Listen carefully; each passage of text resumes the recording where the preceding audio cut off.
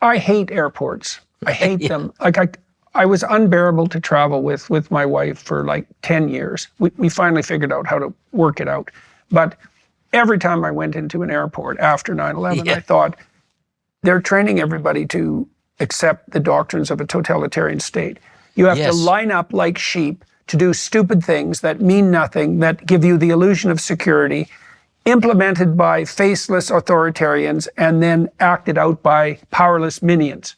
And then you get used to it. Well, that's the problem, is everybody goes through airports. And so I think that you can see what would you say? The forefront of the authoritarian movement is in airports. And you can see that right now, because now, increasingly, as you board a plane, they want to take your photo. I say no to that. You can refuse it. So far, you can refuse. Yeah, right. The real ID. But 6 months. How is that different than the other ID? Yeah. Was my other ID fake? Yeah. This real ID? I have a real ID? No, this is the real one. Your other one didn't count. And that private company, Clear. Yeah. It's like, oh, I see. So you can pay to circumvent the security as long as you accept the authoritarian presumptions, right? Exactly. Well, you had terrible. You had a semi mentally retarded man named Richard Reed, an Englishman, who tried to put a bomb very sloppily in one of his shoes and was trying to put the because of that reason alone, we all have to take our shoes off. Yeah. Unless Which meant his attack was very successful, because Look, and how much did that cost? How much has that cost us, just economically? Well, the billions of dollars they put on and the machines. What happens is there becomes the machine that comes into place and that takes advantage of certain situations like this. The machine that gave the president these new powers in the Patriot Act, the machine that now became part of the surveillance state, that doesn't want to go away, because that machine is making money. So the machine at the security is going to keep going, because that makes money for some company, and they're going to keep coming. We're going to need this. We're going to need this other thing. We're going to need this enhanced. And then if you want to pay more. Right, and then it's replicated everywhere at once. I know Siemens, I think it was Siemens, put in these new scanners, right? They're like cat. Yeah, they're like medical scanners. Yeah, I know. It's like you can't get a medical scan, but your luggage can. Yeah, for free, right? Which is also pretty strange, all things considered. Be very wary when somebody when your government says this is free. Yeah. So you have that, but as far as the Congress giving the powers to the president, neither party wants to get rid of it, because they know they'll eventually have those. They want that kind of unfettered rights to just put in their laws that they want. I think it was 125 the first week executive orders that Biden put in. And the Republicans don't want to get rid of it either. They don't want to get rid of the Patriot Act because they want to have the same powers. So you really have an entrenched political machine in both parties that don't want to give up these powers. So you have...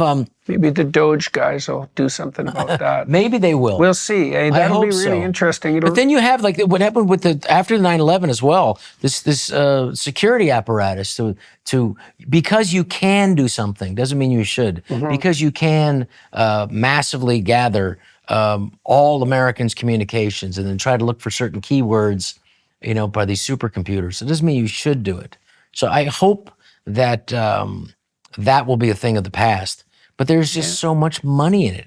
It's the same thing. It's also very hard to get rid of something once it's there. Once it's in place. You have a constituency that's agitating for it desperately, right? Because, they're very dependent upon it once it's in place. Well, the spy system is there, the system of surveillance, and that's an outreach of it, a very low outreach for people. The idea that, that there are these many people who want to take a plane down and crash them into a building, I would say that's very few. Like none. It's fundamentally none, right? Yeah, I think. And certainly not at the level of detectability, because your false positive rate is like 1 billion to 1. That's not good.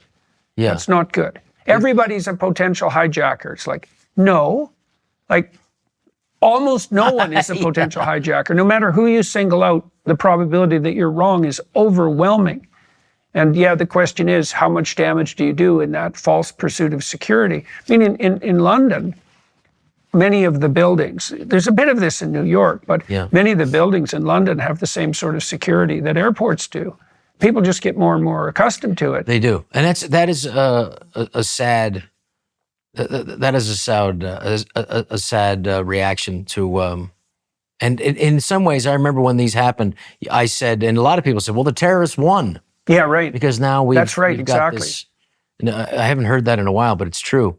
A sad thing that Andrew Doyle, our good friend, journalist and comedian, was saying that during the bombing in England, at Ariana Grande concert, that the police or security saw a man with a backpack that was suspicious, and they didn't go up to him because they were afraid it might be considered a racist. Mm-hmm. So you have another weird reaction. So you have an overreaction to this security state system, that is a surveillance system that's put in place, and then you have an underreaction by people who think, well, this could be racist. And that ended up being somebody that they should have checked. So we're in a weird position in Western culture now, where we're under attack from all sides at the same time.